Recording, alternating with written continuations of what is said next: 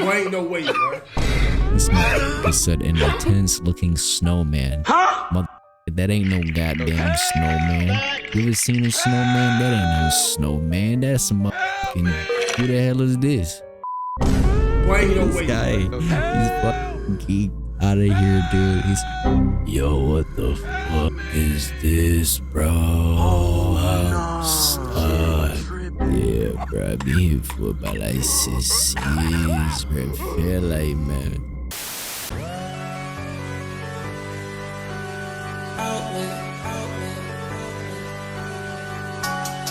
Welcome back to another video.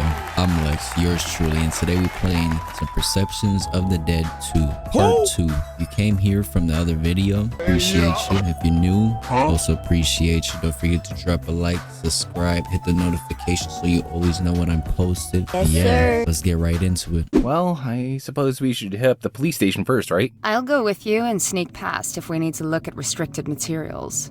Jill, you should go and ask around town. Find shops. Ask if anyone has seen a creepy guy in a hood wandering around town. We might get lucky, and I'd like a second set of eyes looking around town for anything. I don't really want to sound like a coward, but are you sure you want just me and Owen wandering around trying to find whatever kidnapped Tyrone? Cause I'll be honest, I came to him for help and somehow let myself kind of get roped into helping you find him. Point is, if I find whatever got him, exactly what makes you think I can do anything about it? Ripley paused. A fair point. I suppose it would be fine for you to stay with us, if you would rather. I would prefer we make short work of our search by splitting up, but I don't want to press upon you any undue danger. You talk funny. I'm old. She's well spoken, brah. Dude, I think he's starting to like me. Ripley began to walk. I'll see you inside if I see you. Someone needs to rein in Ripley, though. Marcus hurried after her. Okay, I'm waiting for Jill. Jill waited a moment as Marcus and Ripley left earshot, and then her phone was out. Okay, here we go, gals and ghouls. Do we visit the police with Ripley and Marcus, or should I go look around town? We'll just keep going with the gang. She nodded. Got it. Let's go, Owen. Jill hurried after the pair. None of the group spoke as they piled into Marcus's car. Police station, or perhaps sheriff's office, was closed, and they were there before any conversation really had a chance to get rolling. As they piled out, Jill's phone buzzed in her hand. An unfamiliar number was on the screen. Guys, head in. I'll be right there. Roger that! Scream if something terrible happens. Oh, thank you. That's so comforting. Hello? Hey, yo, what the fuck? Sandwiches! What do you say? Hello? Anyone? The static came back constant with no reply. Whoever this is, your connection is very bad. Call me back if this is an emergency. Otherwise, bye-bye. Jill angrily jammed the end call button, her ear still ringing. She followed the pocket of her phone with a deep breath and thumped at her ear. She knew she would never be able to tell if there was damage to her hearing by touch, but somehow touching the offended appendage gave her a sense of relief. Then with a long sigh, the tension leaving her shoulders, she stepped inside. I know we haven't brought in someone like that. I suppose you could speak with the coroner. There was a body a few days back. I never saw it. I mean. The coroner is in today, though, doing an autopsy on some old fellow who had a heart attack at 1,000,000 years old. But the wife was worried about foul play, but she's crazy. But hey, he was free. Might as well, you know. He's downstairs. Policeman turned back to his Really? book. We can just go downstairs? You really haven't ever lived in a small town, have you? I haven't either. If you screw with anything, I'll just shoot you. The officer looked up to wink and give a warm smile as the group walked towards the stairs. So did you already talk to him? It's a quiet town. He summarized the entire month before you came in the door. If we're gonna have any luck, it'll be with the coroner and the John Doe. Bad luck, you mean? Hoping this turns up a dead end. Yes. Cool. Let's go meet him, I guess. Let Marcus do the talking. Wait, why me? Who's there? Oh, hello. You don't look like officers. We're not. We're hoping to not identify your John Doe from the other day. Sorry? Our friend is missing, and we are hoping to rule out the body you saw the other day as his fate. Well, I'm afraid they aren't here anymore. Nothing boy, about it straight up ceased to make me think it Canadian. was anything other than what it appeared. Kid exploring an abandoned building hit their head when they fell through a weakened floor. No evidence of foul play, just bad choices by a young kid. Describe them? The coroner was staring at the covered sheet of the dead man he had been examining before their arrival. Late teens, early 20s, young, well-kempt, blonde. Doesn't sound like our Tyrone. Well, just to be sure he didn't dye his hair or something, was the kid black? No, he was white. Not Tyrone. Well, I'm glad for you, though I am still worried for the boy's family. He's not local. What are the chances they'd get two mysterious out-of-towners? Tyrone? I think I may have met your friend. It must have been almost a month ago. We hit it off at a bar. I started talking about a book series. I swear I had thought I was the only real human to have read. And I got a little too excited and drank too much. My most vivid memories of that night are him practically carrying me home. Haven't seen him since, though. Could you describe him more? Well, he had these ridiculous violet eyes. Never met someone with violet eyes before. Yeah, that's Tyrone. Did he tell you anything about why he was in town? He said he was a professional paranormal researcher. I immediately assumed he was one of those ghost chasers, but talking to him for a few minutes about it quickly changed my mind. That was before we started talking books. But yeah, good to see some real research done in the field. It would be nice if we could separate fact from fiction on these things. Death is already painful enough without myths about possible persistence warping our perception of it. Sorry, not only am I oversharing, but now I'm spouting about my beliefs. Not terribly professional. No harm done. We're not exactly here in a professional capacity either. Hey, if you hear from Tyrone again, or if you see anything weird, call us. Marcus held out a business card. Are you paranormal investigators too? Yeah, but we're more of the trashy ghost chasers kind. Jill shrugged as Ripley shot her a glare. Who pays the bills on the real research, you know?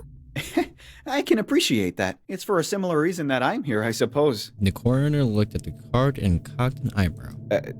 Software designer. And that is what pays the bills when the other two fall through. The coroner let out a small laugh. Yeah, I can really appreciate that. I will do so. Good luck finding your friend, you three. Thanks, man. Let's go. As the three climbed the stairs, Jill heard a whisper in her ear. Girl, where is your ghost? First of all, Owen is not my ghost. Second, I have absolutely no idea. The question was soon answered as the three reached the top of the stairs and saw Owen chatting with the officer on duty. And they didn't arrest you. Nah, brah. Dude wasn't even sure what to charge us with, let alone if he could. That's just... Oh man, I can't even imagine where to start myself. I mean, I guess the only property you damaged was your own. Owen, there you are. Hey, bros. How was the, spooky basement? The basement isn't spooky, man. Come on. Nah, brah. All morgues are spooky. Too spooky for me, at least. Hard to imagine a guy who did that is scared of dead bodies. Ain't the bodies I'm afraid of, brah. We were wondering where you went. Brah. Come on. We have been friends for like years or maybe months. You should know by now. I don't do morgues. Please, think to warn us next time. We'll leave a sitter. It's the bras for me, bro. Marcus had already walked past them into the cold air outside. What's up with him? He doesn't do morgues very well either. Something to do with his father. Yeah, I can appreciate that. My uncle is the same. Well, yous have a safe stay. Good luck finding ghosts. Can do. What did you tell him? Oh no, man. Just the basics. The trio exited, fighting Marcus, breathing enormous plumes of hot, misty breath into the sky. Well, that was a useless stop. Not completely. We know he was here, and we know he was seen as recently as a few weeks ago. That's not much. Hey, we know there's not a body. That's good. And our gracious welcome committee tells us this place is actually haunted. Haunted enough to draw a null. Oh, yeah. I don't think I've had a chance to ask about that thing. Or at least, more about it. And I have questions. They're like super dangerous ghost-eating monsters that are drawn to powerful spirits like sharks to blood. There's not really much more to say. No one knows exactly what they are. Well, I mean, none of us know. But like, who knows, man? The world is big. Okay, and well, while we're on the subject of this stuff, what are ghosts exactly? Dead people. I mean, mechanically, scientifically. Why is Owen over there and not, say, my great-grandma? That is a question not easily answered. So, first, you must make two conceits. One is that humans exhibit, with whatever terminology you may choose to describe it, a psychic impact on the world around them. You perceive, and are therefore perceived. Okay, that's just describing normal interaction. What do you mean by psychic? I mean that there's more to simple perception than most are aware. I mean to say, My boy there are always just connections floating and in the background, influences one Jay cannot chilling. easily perceive. I'm saying that there is a My boy just metaphysical dead-ass gravity in walked your off. very I'm not existence. hearing this yapping, bro. It's that feeling when you know someone is watching you. It's when someone you're close to draws close and you know long before they announce their presence. I chose the term psychic, but it might be the soul, the grace of God, or Kai, or Chi. Hell, it may be magical power or mana. But it is there, and you have to simply accept that before I move further. Makes sense. Go on. Traumatic deaths leave a My boy came psychic back. impression on the world. These are ghosts. Are they still the original person or an echo? Who knows? That's it. That explains a lot. Now for some questions. Why are you particularly indistinguishable from a human while most people don't even notice Owen? Firstly, I am not. I have no physicality without effort, but my I psychic feel like I'm imprint watching isn't a far whole off ass from a movie. human's. Dead ass. Anyone who looks at me will see me. Owen, on the other hand, has such a weak psychic imprint that only those who are particularly sensitive to such things can see him. Now, before I go any So the officer further, down I want to there? make another thing clear. None of the things I am telling you are facts. These are closer to theories, and not even scientific community theories, but more simply my own, developed over time. And there are many exceptions. Like Owen's conversation with that officer. Or Marcus. Hey, what'd I do? To be honest, I don't know the how, the why, not the real reason. Not even for myself. Okay, what about vampires and aliens? I don't think so, and I have no idea. Probably not. At least not locally. Don't get her started. She loves talking about aliens. So what exactly are acolytes? You've used that term once or twice. It's just a net term for those who pursue the Eldritch. They may be as simple as researchers, or as in the thick of it as the missing Tyrone. Good talk, guys. Can we squeeze in the car and go looking around town in something with heat? Dead ass. Yes, sorry. She been standing out there yapping for about like 3 hours straight. A moment later, they were in the car as the light snow began to fall more heavily. So, Jill, what about you? What's your story? Jill took the opportunity to wrap up in her scarf. You didn't actually tell me your stories. You just told me about ghosts. That is my story. I know Tyrone from when we were kids. Best friends. We got way into Lovecraft and D&D in college, and he and I moved into his parents' old house after graduation while we looked for jobs. I ended up making software stuff of various flavors that make vanilla look appealing, and he fell off the map for 4 years before coming back with 2 ghost girls in tow to tell me he was a real-life Winston Zedmore. Just for the record, he used Winston, not me. I think he's more of a Peter Venkman. I died a few hundred years ago while working on the Central Pacific. Your turn. Wait, you died working on the railroad? All the livelong day. I really don't have much to say about the interim. Lots of persisting. Well, I'm a streamer. I was, livably famous, I suppose. As in, I made enough to make ends meet, but not like Pony Hammer or something. I hate Pony Hammer. Anyway, I was doing a Halloween I had live to- stream and had to got my check. veil or something ripped away by some ghost in St. Heart. I'm familiar with the place. Owen started haunting me, and my phone, to a lesser extent, and then he told me I could get help from Tyrone. You kinda know the rest from there. You think maybe we should go back? The snow is really starting to come down. I can barely see where I'm driving. You take the car back to the hotel. I'm gonna go look around town. Marcus stopped at a light and Ripley was out in the heartbeat of a silence following her few words. Oh, come on! Didn't even give me a chance to argue. So, you like her, huh? What? No! No, brah, don't lie. It's obvious. Look, I'm sorry It's about the necrophilia obvious. comments earlier. No, Nope, we're not talking about this right now. I'll go back to the hotel. You should follow her and go clue hunting or whatever. Here's my number. Call me to pick you up or if something happens. Jill cocked an eyebrows, the light changed, and Marcus just stared at her in the rear view. Okay. She snatched the card and stepped out of the car, Owen choosing to simply phase through the trunk. And then Marcus left his orange jalopy planking away into the obscure curtains of snowdrift. Oh man, I know cold doesn't bother me as much as other people, but it is freezing! That's kinda a requirement for snow, bro. Oh, shut your gobstopper cruncher, Owen! For once, Owen did, his gaze looking into the distance. Jill tried to follow, but couldn't make out anything in the direction, not through the heavy snow. Instead, she took the opportunity to orientate herself. Panning across the whitewashed town, she was shocked to see plumes of steam or fog or mist or, well, to be honest, she wasn't really that familiar with which terminology she would apply here. And then a memory hooked into the back of her mind and she pulled up her phone. Who the hell is this? Sister, it's the same girl. Turning on the streaming program, she looked into the camera and felt the chill far more intense than the snow as she saw a figure standing beside her was the girl. She watched the video in fascination as the girl began to speak silent. Oh! She fished for her headphones and quickly plugged them in, and then she heard the voice. Can you hear me now? Oddly enough, yes. Something happened to Tyrone! Something happened to me! Everything is... It's hard to think. It's even harder to speak. Then skip the exposition, girl who I assume is Tulip. What can we do? Where is he? Where are you? That is a very intense looking snowman. What'd he say? Boy, ain't no way, boy. This motherfucker said an intense looking snowman. Motherfucker, that ain't no goddamn snowman.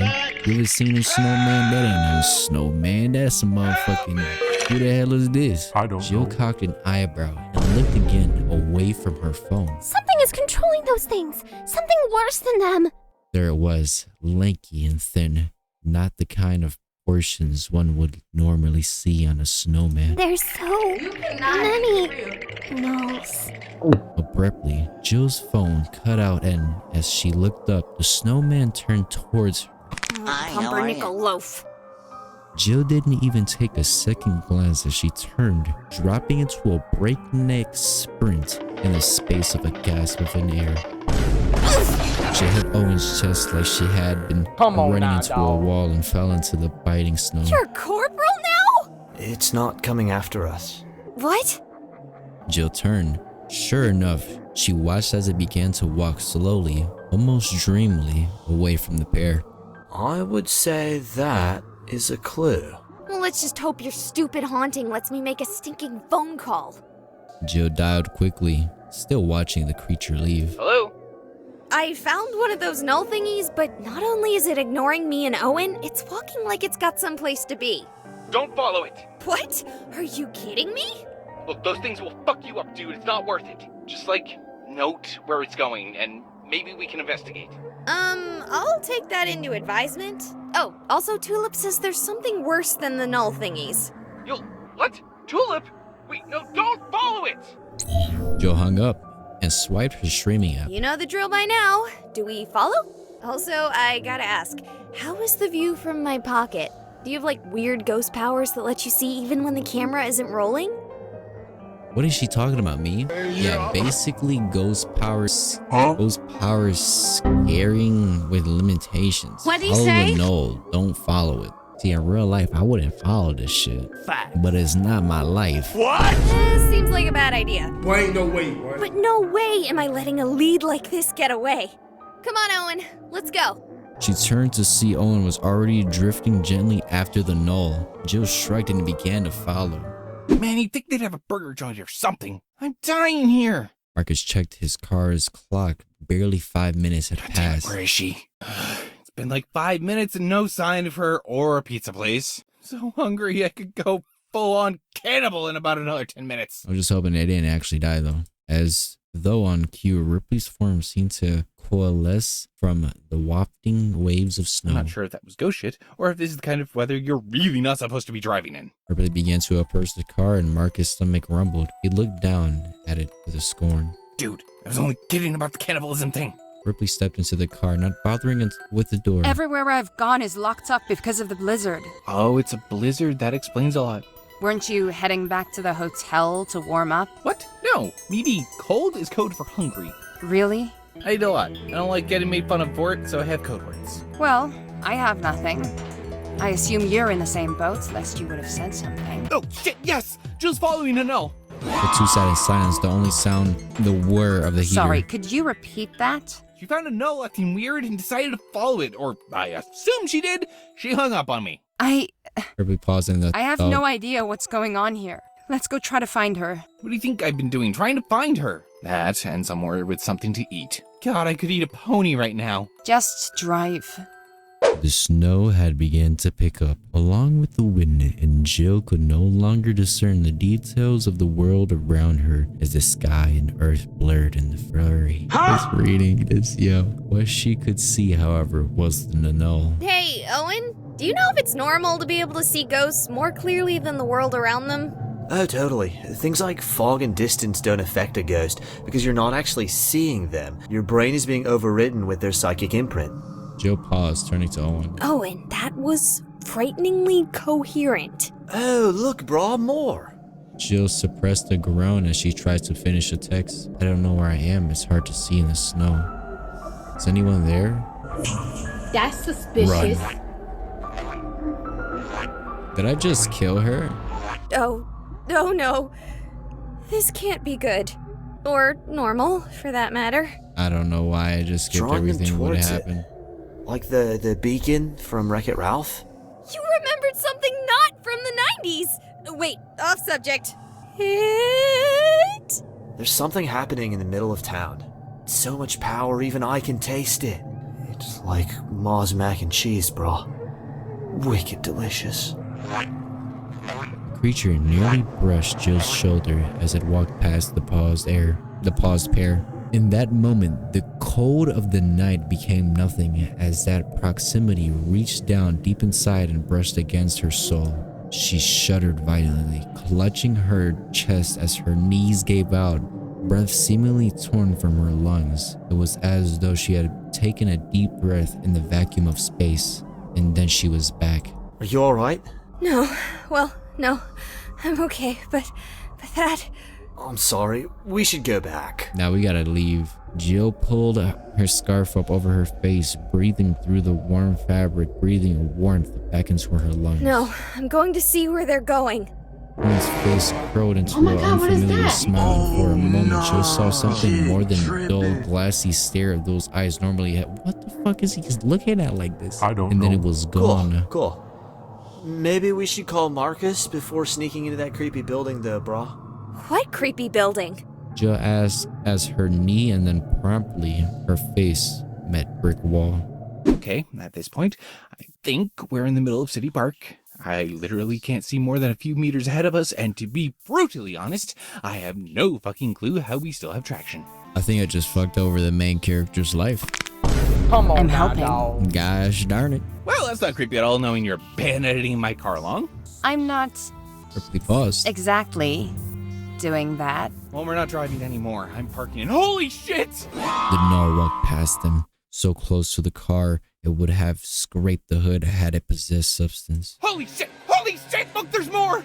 While there was fear in Marcus's voice, it was only when he turned to Ripley that he saw her own fear. Her eyes, her eyes were wet, tears at the edge, face a grimace of disbelief and horror. No. No, I don't want to go like this. I just wanted Did to I be just safe change again. the I just wanted- trajectory of the...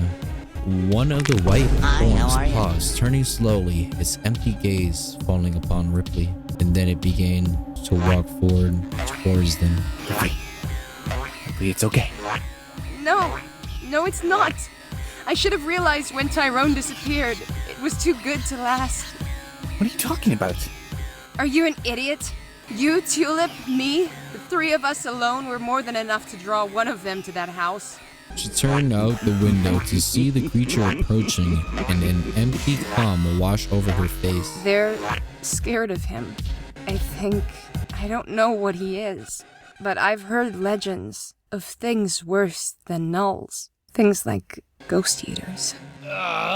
Marcus threw back his head and let out a long sigh, one tinged heavily with annoyance and frustration. Really? That's it? That's why you're so into Tyrone. Because he scares away the spooky, scary skeleton ghosts. What is with your attitude? We're about to die. No, we're not. Marcus got out of the car. Oh, poop. That hurt. Jill's hand reached forward, and she felt ice crunch beneath her hand as she pressed against the wall. Whoa. It's like the building is so cold, it's freezing the air around it. Jill snatched back her hand as the cold finally made its way through her mittens and bit her fingers. Popsicles! Come on, let's find a door. Jill began to brush wildly at the delicate lattice of ice veiling the building in white. Don't worry, bro. I've got a quicker trick to get us in lickety-split. Owen proceeded to stick his head into the wall. He turned once, twice, and then stepped back to point at an unremarkable portion of the ice slide. Double doors right there. I think it's a gymnasium. Come on, man. Holy like shit, for man. school? Exactly. Gonna call Marcus. Jill pulled up her phone. Oh, the app's going. Wow, look at people talking. Hey, gals and ghouls. Looks like there's a lot more people talking this time, and no sign of the girl who tried to hijack my broadcast. Okay, this is going to be a little bit different than my normal questions, guys. Anyone out there have any idea what's going on? I have no idea. It's a magical snowstorm, right? It's gotta be... What? What the hell? It's a null summoning ritual. Maybe Tyrone is trying to get rid of the nulls. Tyrone is being eaten by the nulls. His strength must have drawn them. Go inside. I don't know. I think Tyrone would be answering his phone if he was behind this. Then a message in bold red text with a black background, a format that should have been disabled on her channel, appeared. Hey, yo, what the fuck? Well, that's creepy in a whole new sort of way. Jill dialed quickly. Jill, you're alive. Where? I'm at what I assume is the school's gymnasium. Jill looked to Owen, who gave a sharp nod. We'll come to you. I can smell you. What? Newton. Bro, what I'll are be you there talking soon. about, man? This time, Marcus hung up on her. Well, that was weird. Jill turned to the I building. can't wait anymore. I'm going in. Raising her foot and striking with all the force her small frame could muster, she kicked the door open. Inside, it was quiet. I'm glad I don't have automotophobia. Why? I told you, bro, look, I was right on the money. It's a fucking ritual. Look at these guys. Also known as pediophobia. Jill turned to Owen, his words more startling than the room. I mean, the second implies children as well, but they mean the same thing. Jill just cocked an eyebrow. Brah. There's the Owen I know. Why aren't any of them moving? I think it's a spell, brah. Though I can't say yet if they're casting it or fueling it. A little of both, actually. A girl, haggard and worn, wrapped tight in a frost-tinged, heavy coat, stepped out from the hallways just beneath the gymnasium. Another acolyte. Just don't panic like the other idiot did. You bump into a null and you die. Simple as that. That's not a threat. It's just that they're really dangerous. The girl looked about the room, her eyes falling on the form trapped in the center. God damn it. If you had only... Any later and you'd have missed your chance. It would be too late. But you show up just in time for me to have to deal with you. The girl flipped back her hood, and Jill gaped as the girl rubbed her eyes groggily. Dear God, I'm really starting to sound like some maniacal villain, aren't I? Look, it's nothing personal, but this is something important and way bigger than one random... You! What? Why are you yelling like that? You're Kiki! You're my rival! It's nice to be recognized, I suppose, but I have no idea who... Holy shit, you're Jill Count! You! Rival? You have like an entire fan base of people obsessed with your horror web series! Don't tell me you're actually documenting your acolyte work? That shit is all real? Language! Hot tamales, I am live! Ugh, I hate you. Why didn't I think of that? What are you doing here? Outclassing somebody you look up to. That's why the woman pulled out a gun from her pocket, her eyebrows narrowing. None of your business. And I'd suggest reining in your familiar. I can deal with ghosts as easily as my gun can deal with you. Kiki looked thoughtful for a moment. Did that sound as awkward to you as it did to me? I need sleep. Soon, though. And call back your ghost! Jill looked to Owen, who had begun to drift away, examining something that was apparently terribly interesting on the floor. Look, I don't know what this all is. Doesn't matter. It's too important for me to risk you messing it up. Does it have to do with the Rookards? Kiki grimaced at the question, looking at Jill with unconcealed suspicion. Yes, it does. You know, I thought it would be harder to kill someone if I knew who they were.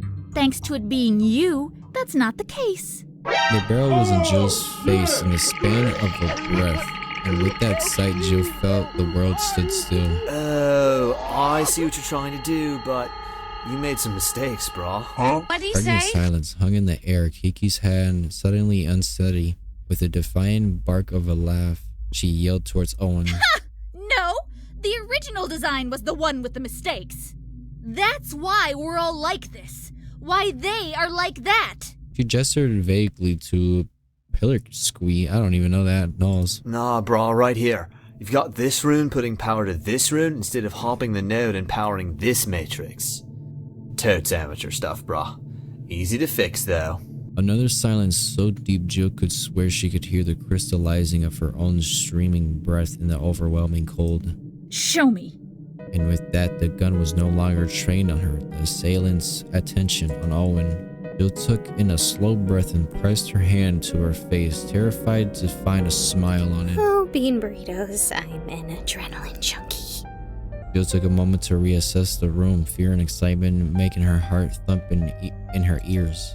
The pattern was so clear now, a spiraling monstrosity of arcane nonsense, looping inwards to a single point, the nulls filing around it like they were a part of this eldritch sagaldry. I don't know that shit, right? These are some wild ass words, bruh. Yes, sir. And there he was, poised like some Egyptian pharaoh, enshrined in a lattice prison of ice as impossibly pale as the knolls surrounding it. Jill rushed forward. Don't you dare! She didn't need to see the gun to know it was trained on her again. I have spent decades suffering through this. He showed up one day and there he was. The answer to my prayers. His aura. Can't you see it? Yeah, no, not really. Can't read auras. You know, it's something I've been meaning to learn to do, though. Why is such an incompetent acolyte so popular? Who does your editing? Wait, never mind. Look, his power, the amount of energy stored inside him, the power inside a simple acolyte, it's all I need to fuel barely the ritual. tapped. My bad, y'all. This time we won't lose half our family, and this time we'll finally be free. Free of this curse we brought upon ourselves just trying to save this goddamn city. Hey! Language! Why? There's like a 50% chance we may be live. Or, like, unlive. What, do you have a ghost camera? You can have a ghost of a camera? Of course. No, no camera. Maybe my phone, though. Which would explain a lot. It doesn't matter. Your need to prattle bought me all the time I needed. She gestured towards the ruins as they began to light. Any moment now, the gathering power will reach a critical level, and My the boy's ritual in the will immediately background just activate. This guy, he's fucking geek out of here, dude. He's, yo, what the fuck is this, bro? I'm stuck. Yeah, bro, I've been here for about like 6 years, bro. Feel like, man. It's too late to stop it. And there, that ought to fix it.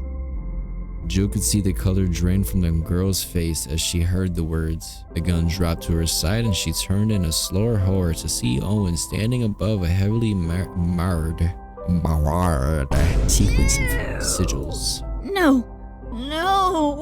Wake up. Snap out of it, damn it. Kill them. Kill them all.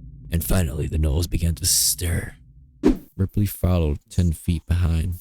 Marcus looked back. As their eyes met, she stopped, letting him get further ahead. Oh, come on! You really thought Tyrone was the reason nothing bothered this place? He hadn't been there for 4 years! It made sense if you had heard stories of him, if you could sense his power. You think I fucking can't? Gah! Like, how do you think he got that strong? Humans don't normally live long enough to gather that kind of power, not naturally. But what you did? What was that? Look, it's a long story, and now is really not the time to tell it. Which came first, him or you? A point silence was Marcus' only response. That ability. It's the same he used on that null back when he met Tulip, isn't it? I don't want to talk about it. What are you, 2? Marcus turned, stepping towards her. I said I don't want to talk about it! Ripley went silent for a moment as Marcus marched away. Fine. I'll let you keep quiet. For now. Jill screamed as she proceeded to engage in the only martial technique she had ever developed over her life, that of a hasty retreat. Owen hung above her shoulder, matching her pace. Goodness!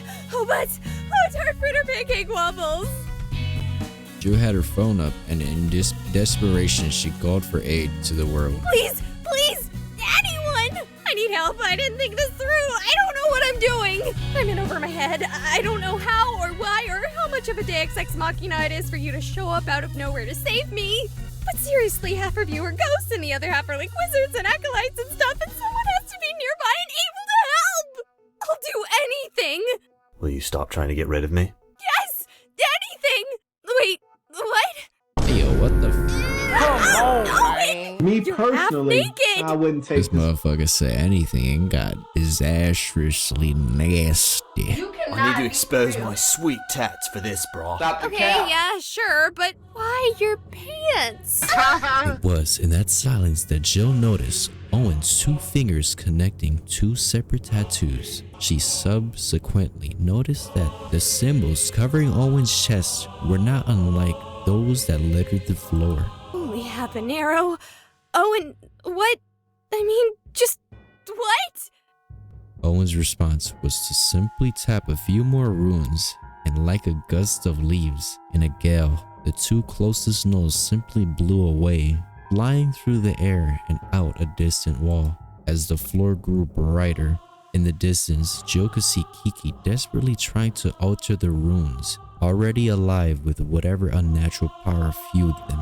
These runes! God, what did you do to my spell? That was when doors opened and Ripley and Marcus stepped inside. Ripley had seen a lot during her time. Over 200 years of unlife would guarantee that, even for a recluse like her, decades spent hiding, desperate to not be found, disguising her very existence for the sole purpose of continuing that eternal existence. She at times would wonder what she might have missed. Her fear of gnolls, of acolytes, of demons, severing her from the world at large. And yet, in all her imagination, she never could have quite envisioned this. One was barely a flicker of a psychic as he drew upon his own essence to perform a banishment more powerful than any she had seen any acolyte perform. Jill was a beacon, her connection with Owen the only thing keeping each motion of his hands from ending his existence. Tyrone was strung up on some complicated construction of psychic energy, and there, kneeling on the floor, was a regular human. There was no doubt about that in Ripley's mind. The woman was desperately trying to alter shining, runing symbols with her bare hands. You're an expert on ghost stuff, right?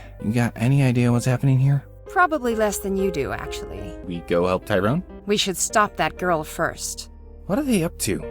Looks like they're trying to rework a ritual at the last minute.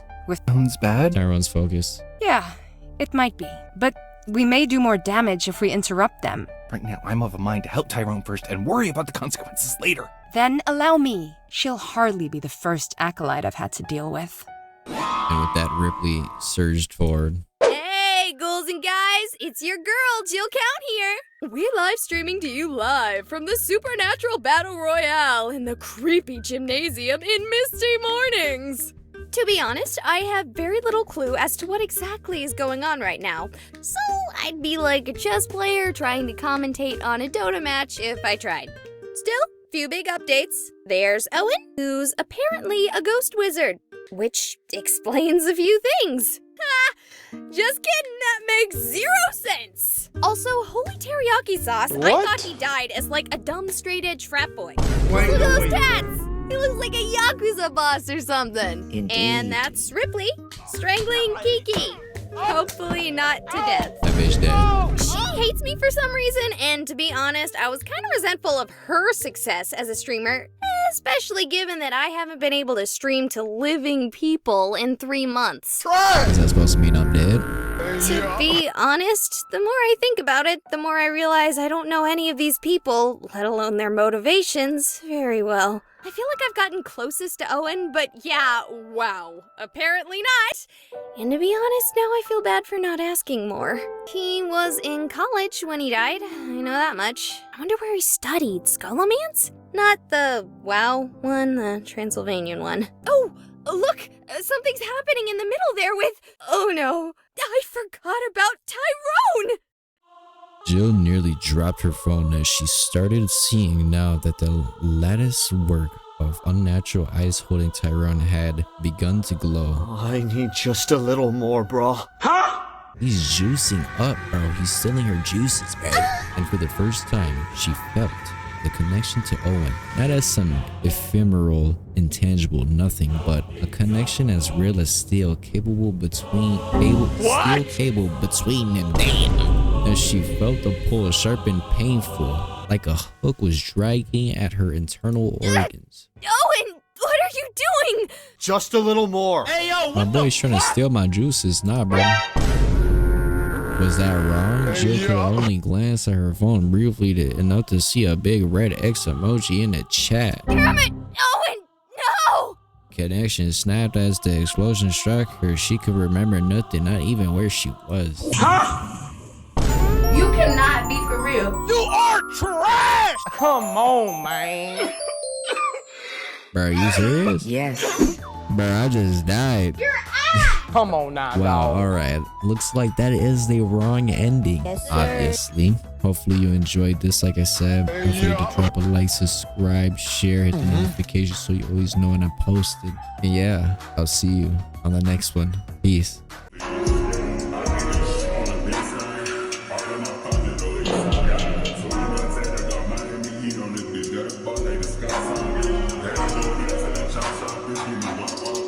Drop top, bitch got a crop top, all taking tits out.